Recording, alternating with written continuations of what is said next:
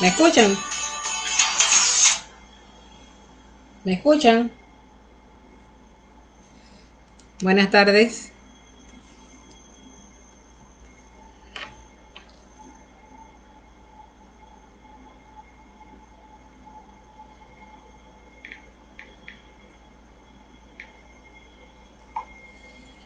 Buenas tardes, ¿cómo están?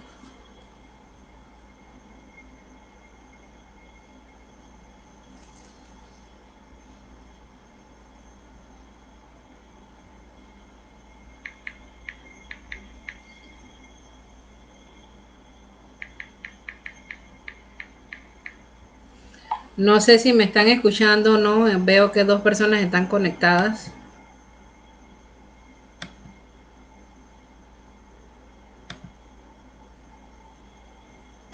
Ok. ¿Me están escuchando, por favor? ¿Me escuchan?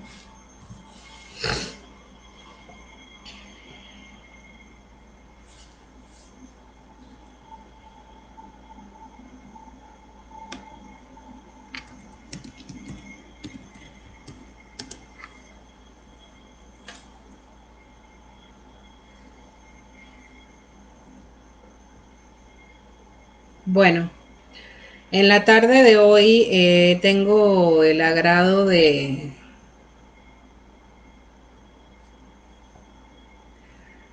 hablarles sobre el tema. Ok, bien. Ya veo que me están escuchando. Mi nombre es Malina Palau. Formo parte del grupo guía de COCLE.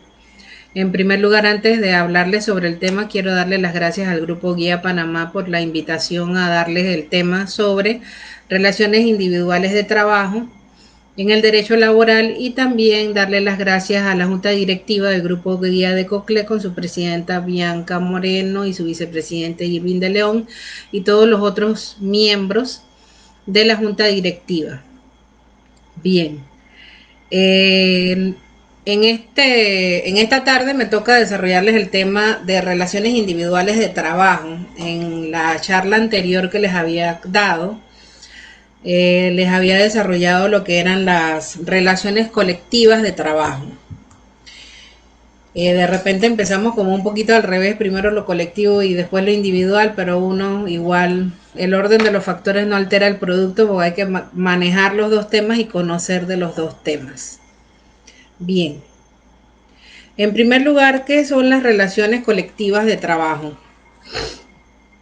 Perdón, individuales, perdón.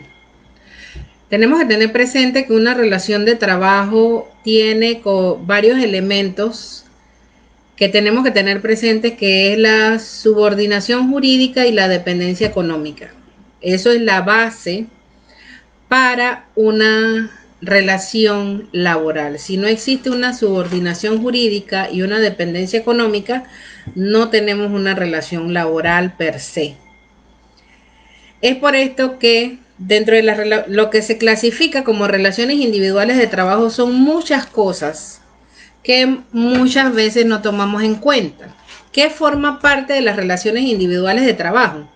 La jornada de trabajo, los descansos obligatorios, los descansos entre jornadas, los descansos semanales, las vacaciones, los contratos de trabajo, la formación y prueba en los contratos y dentro de los procesos o dentro de la relación laboral misma, las partes, que son los trabajadores y los empleadores. Hay ciertas normas especiales de protección al trabajo que forman parte de las relaciones individuales de trabajo y lo que son los derechos y obligaciones tanto de los trabajadores como de los empleadores. De igual manera, dentro de las relaciones individuales de trabajo se incluye lo que es el salario, los reglamentos internos y el comité de empresa. Del comité de empresa hablé un poquito cuando hablé sobre las relaciones colectivas, pero es algo que se tiene, que se debe tener dentro de las empresas, porque muchas veces con un comité de empresa dentro de una empresa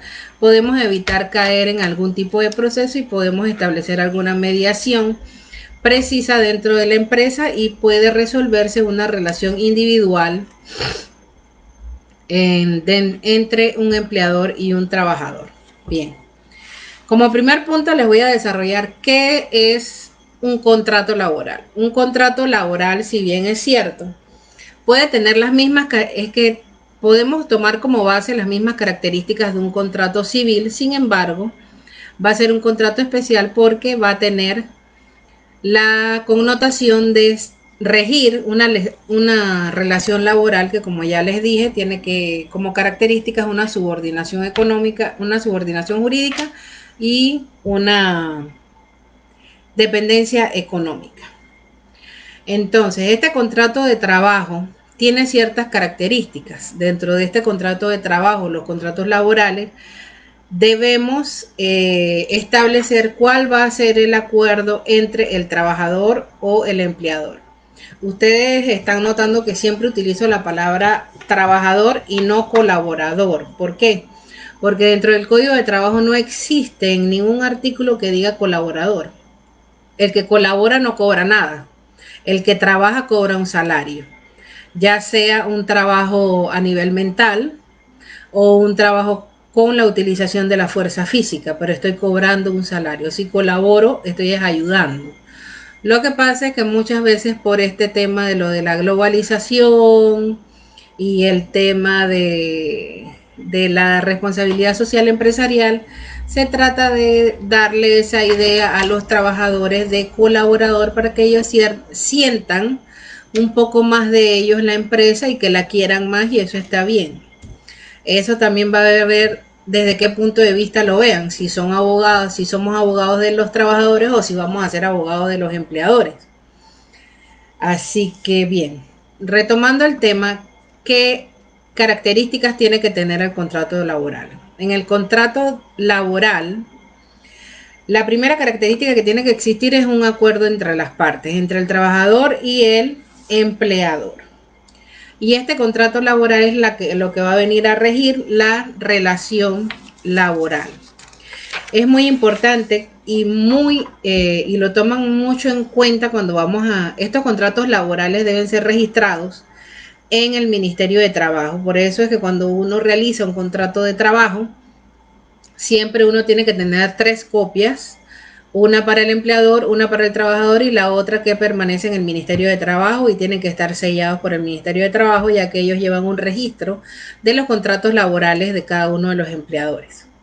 Ellos toman como característica, y esto está establecido dentro del Código Laboral, que los contratos de trabajo tienen que tener la edad del trabajador, el sexo del trabajador, cuántos años, si está casado, si está unido o su estado civil, con quién convive el trabajador, pero algo muy importante es definir las funciones del trabajador. Ahora bien, yo como abogado, entre más funciones le defino al trabajador, más causales de despido tengo. Porque a mí como abogado de la empresa, como abogado de un departamento de recursos humanos, me va a tocar redactar un contrato, y por ende, entre más causales pongo o más funciones pongo, más motivos para despedir en un momento dado a algún trabajador tengo, que si hago un contrato sencillito y no defino más de 4 cosas. Hay distintos tipos de contrato laboral. Ustedes me imagino que han escuchado, sobre todo los estudiantes que ya están graduándose y mis colegas, que existen varios tipos de contratos laborales, que son el indefinido, que es aquel contrato que, como su palabra lo dice, es indefinido, no tiene un término de culminación del mismo. El contrato definido, que es el que sí tiene un término o tiene una fecha de cumpleaños, por así decirlo. Y los contratos por obra determinada.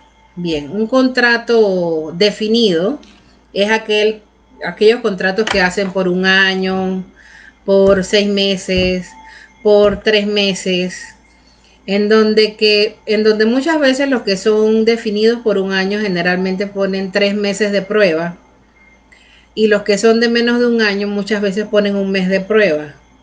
Esto es revisado por el Ministerio de Trabajo, y si pasa no tenemos ningún problema, pero a veces cuestionan un poquito ese mes de prueba y lo bajan a 15 días.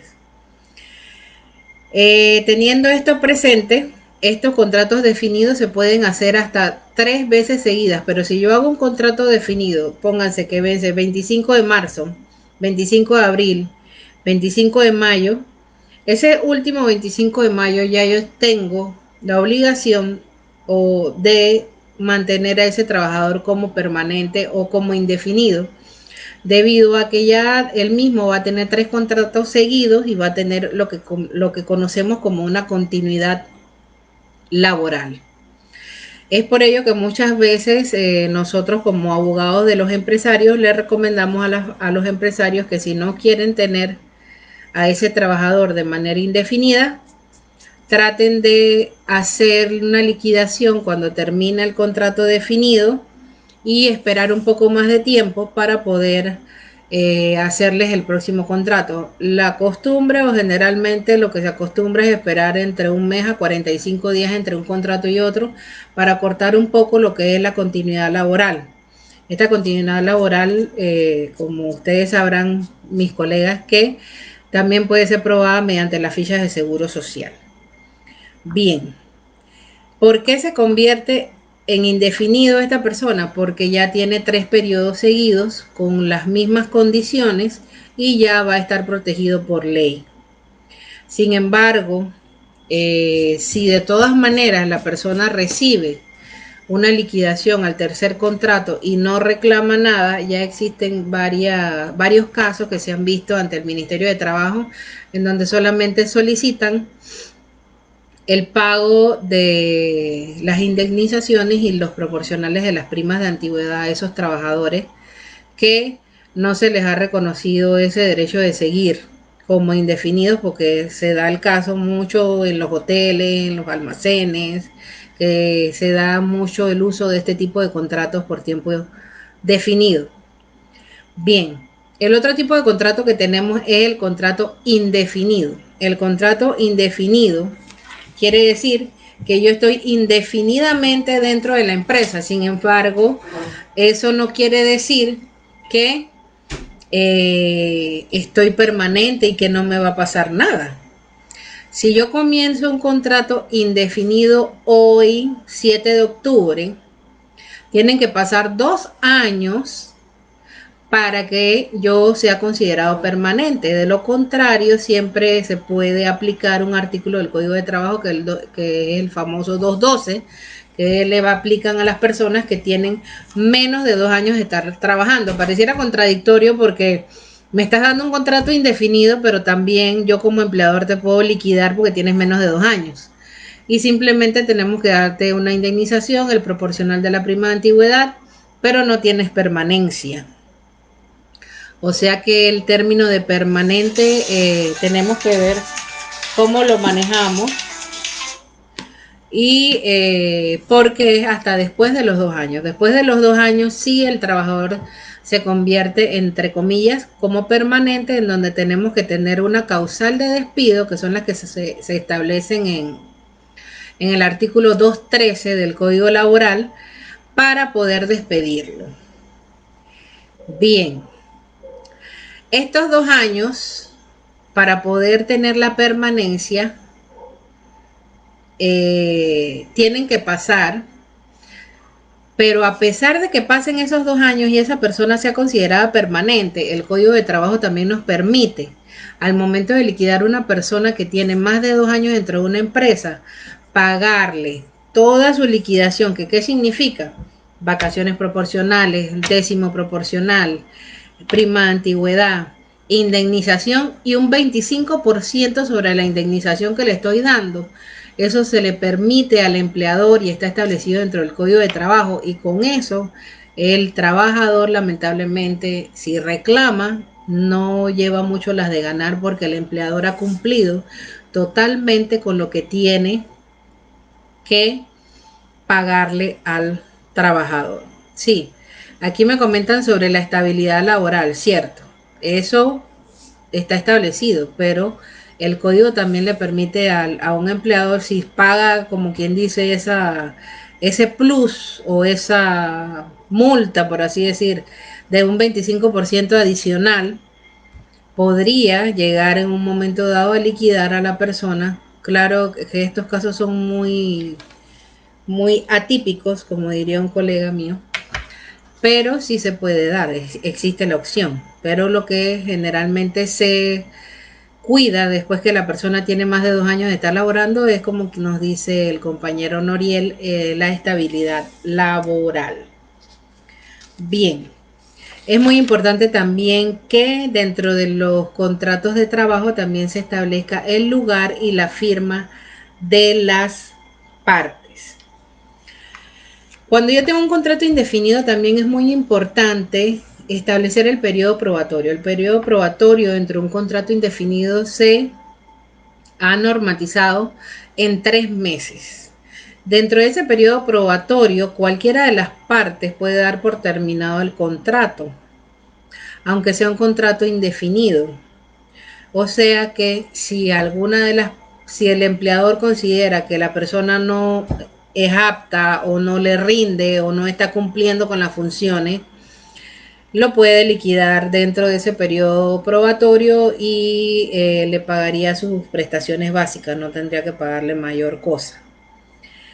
Bien, muchos nos preguntaremos los famosos ayudantes generales. Como les dije anteriormente, en los contratos de trabajo, el 25% es sobre la indemnización, un 25% adicional sobre la indemnización que le corresponde al trabajador. Lo que pasa es que tenemos tan poquito tiempo que de repente, para hacerles un ejemplo con algún cálculo numérico, no podría abarcarles más de los temas que tengo que desarrollarles, pero es un 25% sobre el adicional, sobre lo que yo pago de indemnización a una persona que tenga más de 2 años de trabajo. Acuérdense que la indemnización tiene una tabla. Eso lo calculan muy bien los contadores y tendría que pagarle un 25% adicional a esa indemnización que me han sacado. Bien, el periodo probatorio ya les dije que eran los 3 meses. Y durante estos 3 meses, cualquiera de las partes puede dar por terminada la relación laboral. Otro tema que incluye en las relaciones individuales de trabajo que es muy importante es la jornada de trabajo. La jornada de trabajo se conoce como el tiempo que yo voy a durar trabajando con una persona. Estas jornadas pueden ser diurnas, pueden ser vespertinas, pueden ser nocturnas y también pueden ser mixtas. Generalmente se conoce la diurna, la nocturna y la mixta. La mixta tengo parte del día y parte de la noche, o sea que son generalmente jornadas que comienzan en la tarde y terminan en la noche. La diurna comienza en la mañana y termina en la tarde, y la nocturna comienza en la nochecita y termina en la noche. Bien, la diurna puede empezar a las 6 de la mañana y terminar a las 6 de la tarde.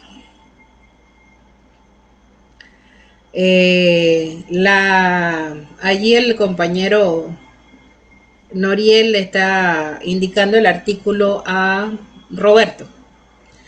Bien, la nocturna empieza a las 6 de la tarde y termina a las 6 de la mañana, y la mixta incluye periodos de ambas jornadas de trabajo. En la jornada laboral diurna se pagan las 8 horas completas. En la nocturna se paga como 8, pero yo trabajo 7. Bien, ¿por qué es importante lo de la jornada de trabajo? Porque esta jornada de trabajo, al trabajar horas extra, o lo que conocemos como jornadas extraordinarias, tienen un recargo. Ahora bien, ¿cómo yo sé que tengo jornadas extraordinarias? ¿O cómo yo puedo reclamar las jornadas extraordinarias? Si a mí me dice mi jefe, Roberto, tiene que quedarse otra hora más trabajando porque me tiene que presentar el informe, yo salgo a las 5 de la tarde, a las 6 de la tarde, ya tengo una hora extra. Es una orden inmediata de mi jefe. Eso debería estar por lo menos en un correo debería estar de alguna manera registrado. ¿Por qué? Porque al momento que el trabajador va a reclamar sus horas extras, si no se los pagan, si no existe una orden inmediata del jefe, no se lo van a tomar en cuenta, porque no va a tener manera de probar ese registro, solamente con el registro del reloj, pero el código establece que tienen que estar, la orden tiene que estar formal. Bien, estas horas extras se pagan con recargo. Si se prolonga en la jornada diurna es un 25%, en un periodo nocturno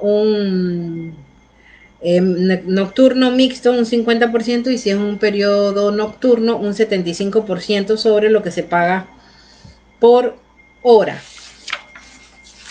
Cuando la persona, entonces aquí viene la parte interesante del pago de la jornada laboral. Si yo tengo un pago de la jornada laboral y yo trabajo domingo, los domingos se paga medio tiempo adicional a la hora ordinaria. Si trabajo día libre, ¿cuáles son los días libres?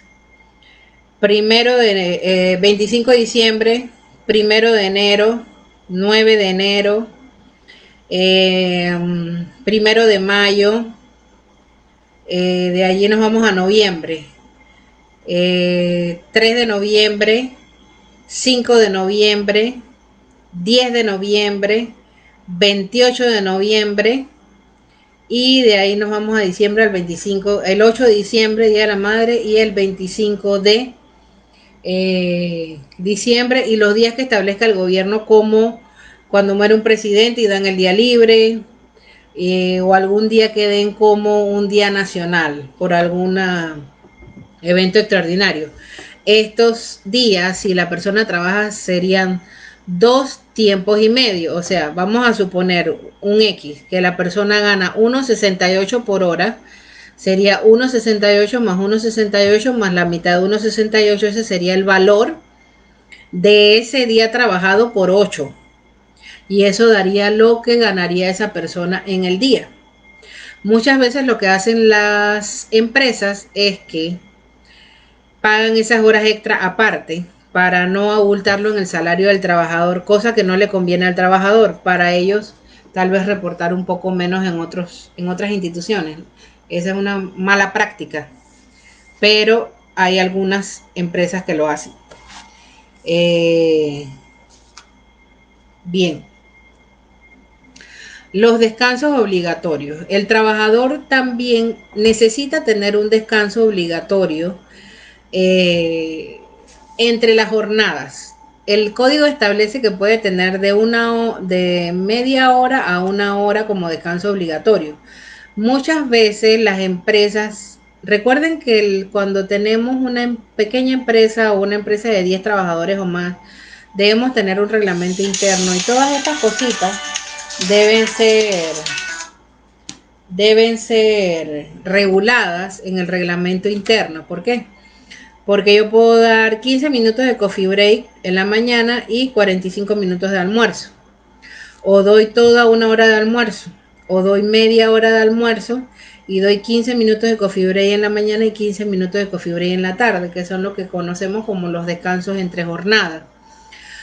Hay muchas veces también que hay trabajadores que pueden empezar a trabajar a las 6 de la mañana, trabajan hasta las 11 y de nuevo vuelven a entrar en la tarde, y tienen un descanso entre jornada más largo, a veces de 4 horas.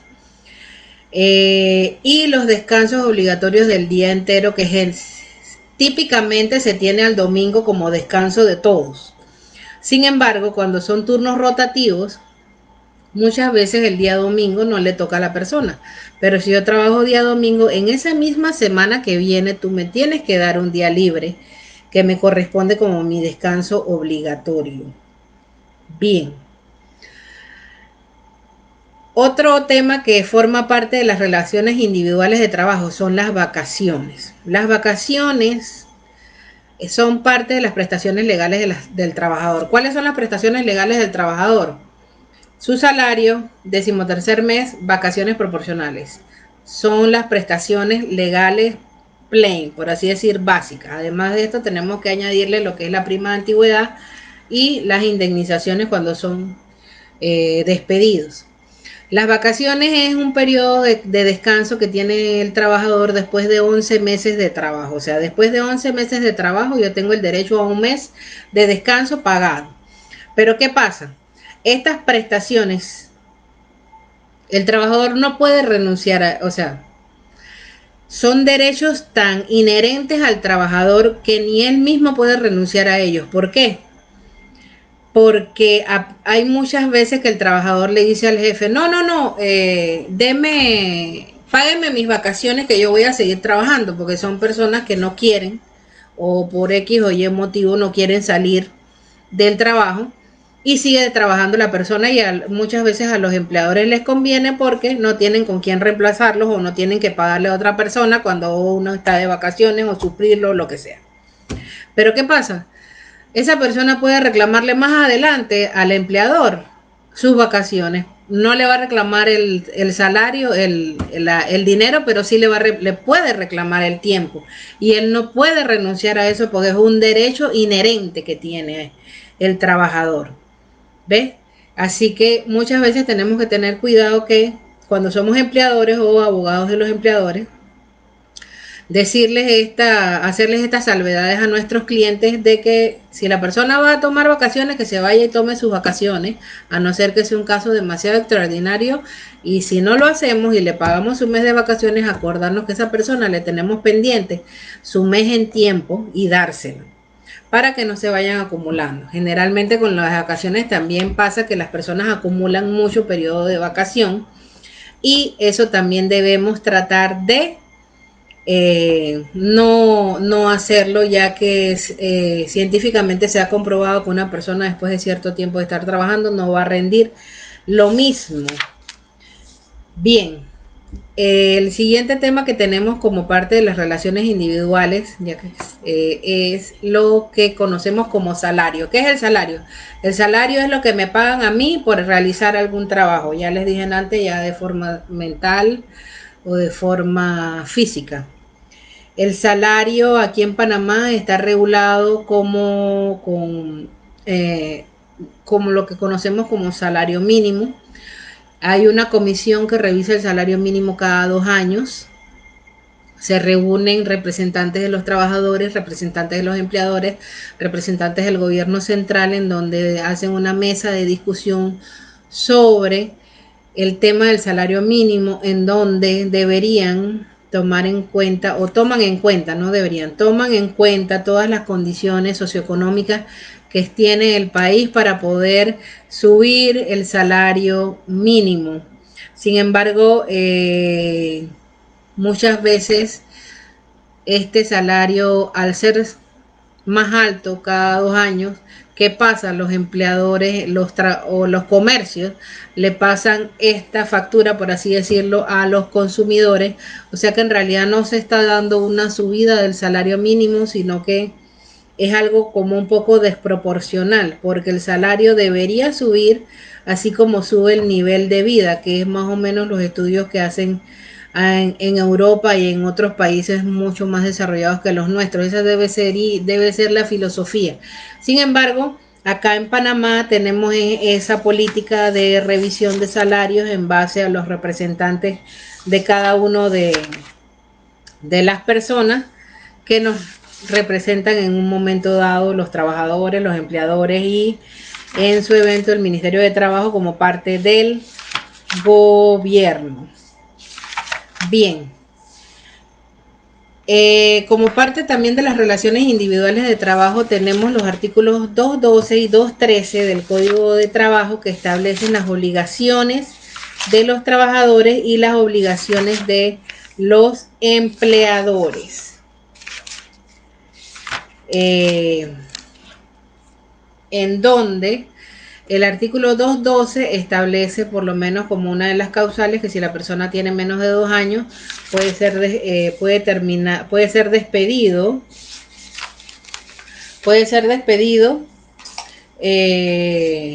sin que medie mayor problema. En el artículo 210 nos explica también cómo puede terminar una relación de trabajo. Una relación de trabajo puede terminar por un mutuo consentimiento, por la expiración del término del contrato, por la conclusión de la obra objeto del contrato, por la muerte del trabajador, por la muerte del empleador, por la prolongación de cualquiera de las causas de suspensión del contrato, que es lo que se está dando ahorita mismo con la pandemia, que hay muchas suspensiones de contratos y hay muchos trabajadores que se encuentran como en un limbo jurídico porque no saben qué va a pasar, ni les han dado ninguna respuesta. Les dicen que tienen algunos que esperar hasta diciembre para ver qué pasa, pero se puede dar la terminación de las relaciones laborales. Sin embargo, tendrían que pagarles toda la continuidad laboral que han tenido desde que sufrieron la suspensión del mismo, por decisión unilateral del empleador, con las formalidades y limitaciones que establece el código. Bien, por mutuo consentimiento. Si es un mutuo consentimiento, quiere decir que tiene que existir una negociación entre ambas partes para poder que se dé la terminación de la relación laboral. Sin embargo, muchas veces esto no pasa, ¿no? Muchas veces le proponen a los trabajadores, mira, yo te voy a proponer pagarte tanto, yo necesito prescindir de tu servicio. Esto es cuando tienen más de 2 años, recuerden. El mutuo consentimiento yo lo puedo proponer cuando tienen más de 2 años, porque de lo contrario le aplico el artículo 212 y no tengo que hacer ningún mutuo consentimiento. Muchas veces les presentan el mutuo al trabajador como que tómalo o déjalo, y muchas veces los trabajadores, por necesidades o por otras situaciones o circunstancias de la vida, aceptan, pero lo que debería hacer es ponerme a negociar. A mí me toca esto y yo necesito, y tú me estás dando esto.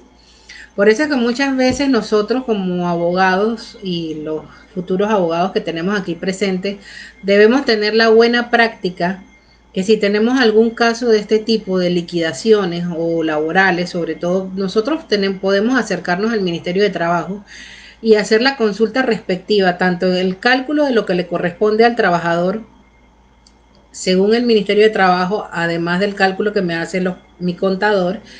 Y el Ministerio de Trabajo inclusive lleva un registro de las personas que van allá a preguntar y a consultar, cosa que si viene alguna futura demanda, ya yo voy a tener un registro que yo fui y pregunté, y lo que yo te estoy dando o proponiendo es como lo establece la institución rectora de lo que es la relación laboral, en este caso el Ministerio de Trabajo, antes de llegar a un juzgado, ¿no? Bien, se me olvidó decirles un detalle. En los contratos definidos, ¿cómo yo pongo término a un contrato definido?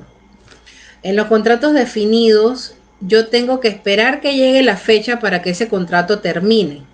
Sin embargo, si yo termino ese contrato antes, porque el trabajador, por X motivo, yo lamentablemente tengo que pagarle lo que resta del tiempo a ese trabajador al momento que lo liquido, a no ser que sea una causal imputable al trabajador, que son las que establecen el 213. Por lo menos si yo tengo un contrato de 6 meses y yo quiero liquidar a ese trabajador al tercer mes, todavía me faltan 3 meses. Entonces yo voy a tener que hacerle la liquidación de lo que trabajó y sumarle 3 meses de salario para poder que esa liquidación sea legal, siempre y cuando no haya caído en una causal de despido de las que establece el artículo 213, que el artículo 213 establece causales de despido que son de naturaleza disciplinaria, de naturaleza económica y de naturaleza como casos fortuitos que pueden darse en la empresa, como podríamos plantear que lo que está pasando ahorita mismo puede ser un caso así. Bien, de naturaleza disciplinaria, la que más tenemos que hacer énfasis nosotros y se debe poner en el contrato como una cláusula son la confidencialidad o el trabajador de confianza. El trabajador de confianza no tiene las mismas características que tiene un trabajador común. ¿Quiénes son los trabajadores de confianza? Los gerentes, los administradores, una empleada doméstica, que son personas que básicamente saben el ir y venir de la empresa o de la casa de una persona, aunque los trabajadores domésticos tienen una reglamentación especial, pero son considerados como trabajadores de confianza. Ellos no solamente al momento de liquidarlos por ser catalogados como trabajadores de confianza dentro de un contrato, no les tocan varios ítems de lo que son las prestaciones laborales como las indemnizaciones y las primas de antigüedad. Solamente les toca 13º mes, vacaciones y lo que les correspondería en salario por el tema de ser trabajadores de confianza, pues son trabajadores especiales. De igual manera, existe una cláusula de confidencialidad que debemos poner en cada uno de los contratos que redactemos. ¿En qué sentido? Pónganse que ustedes están redactando los contratos, no sé, de una panadería o de una empresa que hace medicamentos o de una empresa que tenga una receta madre de lo que sea, que esté registrada la marca y todo lo demás. Y el trabajador va a tener contacto con esa fórmula. Tiene que existir una cláusula en donde exista la confidencialidad de la misma, y si él incumple eso, él puede ser causal de despido. Esa es una de las cláusulas que más tenemos que poner en los contratos para poder utilizarla también como causal de despido. El hecho de que pónganse que un trabajador trabaje en un puesto de, no sé, de comida y en sus vacaciones también trabajen en la competencia. Eso también es otra causal de despido establecida en el Código de Trabajo. Ese tipo de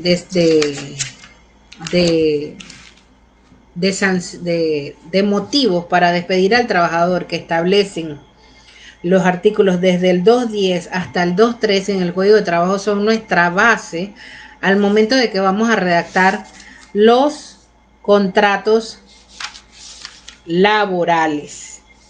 Bien, y como último punto quería tocarles un poquito más acerca de lo que es el reglamento interno y el comité de empresa. El reglamento interno dentro de una empresa nos corresponde a nosotros como abogados redactarlo. Básicamente tenemos que poner casi todo lo que establece el Código Laboral, deberíamos poner ciertos artículos de la Convención de Derechos Humanos con lo que respecta al trabajo, o también ciertos acuerdos de la Organización Internacional de Trabajo que establecen muchos temas a nivel laboral que han sido aprobados por nuestro país y deberíamos incluirlos dentro del reglamento interno, porque el reglamento interno de una empresa básicamente va a ser el reglamento que va a utilizar recursos humanos para el momento de establecer un proceso disciplinario a un trabajador.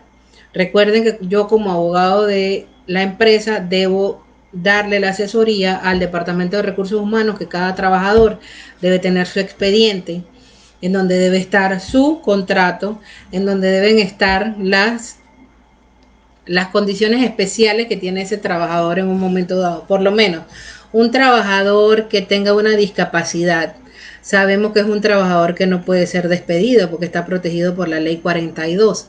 Pero eso tiene que ser renovado cada año y eso tiene que estar dentro del reglamento interno de la empresa para que ese trabajador sepa que todos los años me tiene que traer a mí recursos humanos una certificación de esa discapacidad.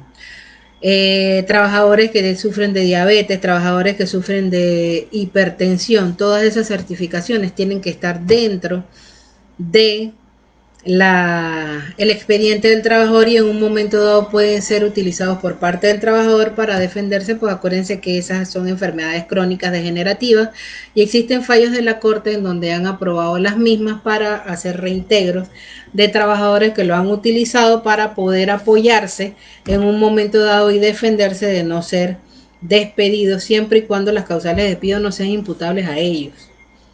Si son imputables a ellos, ahí sí se formaría una polémica entre la ley 42, el Código de Trabajo, el reglamento interno y lo que establecen los fallos de la Corte. Bien, no sé si tienen alguna pregunta. Creo que les he dado un pantallazo bastante rápido y amplio de lo que son las relaciones individuales de trabajo. Lo del punto del comité de empresa, disculpen, antes de terminar se me estaba pasando.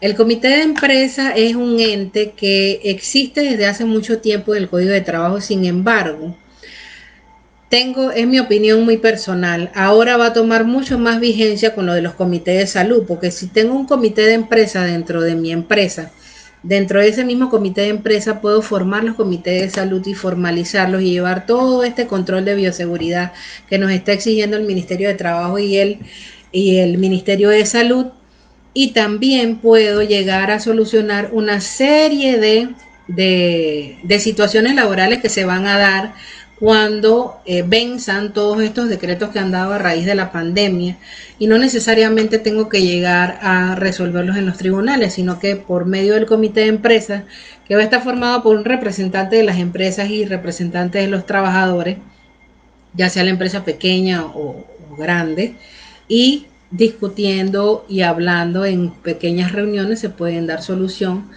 a este tipo de situaciones que se están dando, y no necesariamente tengo que llevarlo a juicio. O sea que es un ente que, si se sabe llevar, evitaría en gran medida muchas polémicas y muchas peleas a nivel judicial, porque son dos partes que trabajan juntas y lo que se quiere es muchas veces solucionar el problema. Dame la solución y no me des más problema, dice un dicho por allí.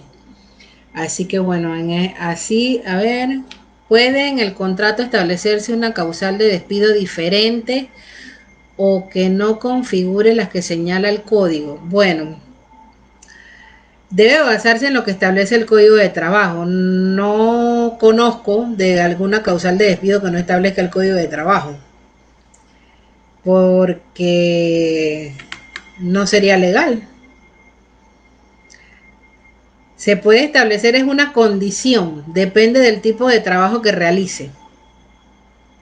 Que si no cumple con esa condición, para no llamarle causal de despido como tal, Noriel, eh, entonces utilizarla, que no me cumplió con esa cláusula o no me cumplió con esa condición, pero no ponerla como causal de despido como tal, porque las que tengo son las que establecen esos tres artículos. No sé si tienen alguna otra pregunta que quieran que les conteste.